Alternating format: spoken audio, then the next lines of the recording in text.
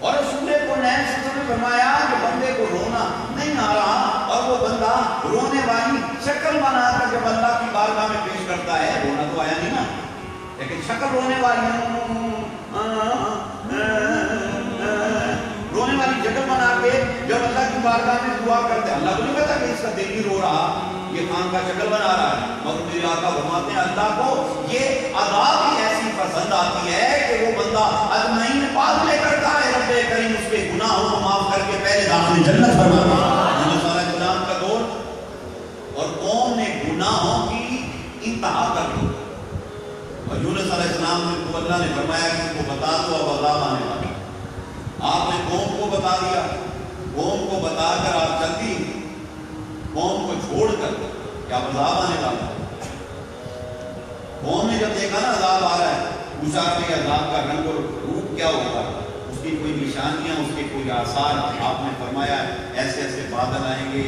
پھر ایسی آندھی آئے گی، پھر بادلوں کا یہ رنگ ہو جائے گا، پھر ہوا کا یہ رنگ ہو جائے گا، پھر اس طرح سے تم پر یہ ہوگا، پھر وہ ہوگا، ساری تفصیل بتائی میں تو آپ نے انہیں ارشاد فرما دیا۔ احباب جو قوم تھی نا،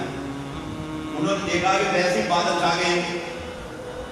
ہوا بھی چل پڑی ہے، ہوا کا رنگ بھی تبدیل ہو گیا، بادلوں کا رنگ بھی چینج ہو گیا۔ انہوں نے کہا یہ نبی سچ ہے، یہ واقعی ہونے والا ہے۔ اچھا انہوں نے کیا کیا؟ لو جی وہ توبہ کے لیے گھر سے نکل پڑے، انہوں نے اپنے گھر کی عورتوں کو، اپنے بچوں کو، تندرست حضرات، بیماروں کو،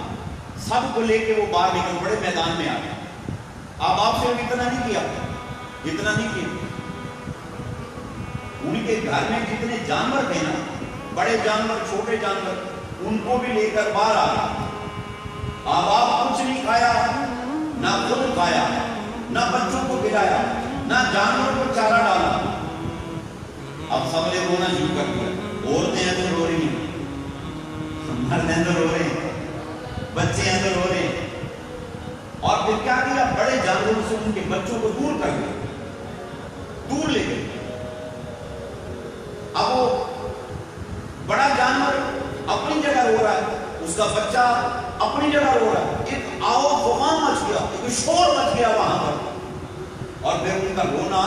اللہ جل جلالہ کو ایسا پسند آیا کہ رب کریم نے بھیجے ہوئے عذاب کو ٹال کر، ان کے گناہوں کو معاف فرما کر،